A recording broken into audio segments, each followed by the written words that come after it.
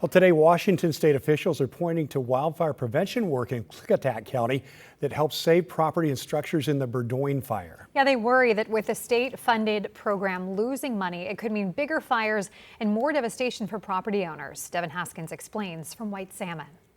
We were really fortunate to find the property. Things over here don't become available. When the Burdoin Fire started July 18th, Megan Murphy's property was in its path. So what was down here? Scrubby oaks, fallen limbs, lower limbs that would serve as a ladder in a fire to bring the fire up, and a ton of brush. She says the work she had done on her property, thanks to state funding, made all the difference. Knowing that we had taken that measure was just really helpful as we were on the property. You know, we had done what we could. The state program was created by House Bill 1168 in 2021, a $125 million fund in the state's budget each biennium.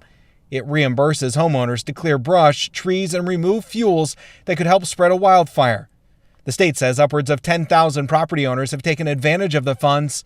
Murphy had 1.3 acres of land treated. The funding came with expertise and capital and money, so it was just a no-brainer once we heard about it. While the fire did end up destroying her home, she says if she hadn't done the work, the fire could have been more destructive to her property. Nothing's going to be 100% proof, right? And we're grown-ups. We live at the mercy of Mother Nature, and she always bats last. State Commissioner of Public Lands Dave Upthegrove touted the program's effectiveness. A modest investment in prevention and forest health can sometimes stop a small fire from becoming much larger.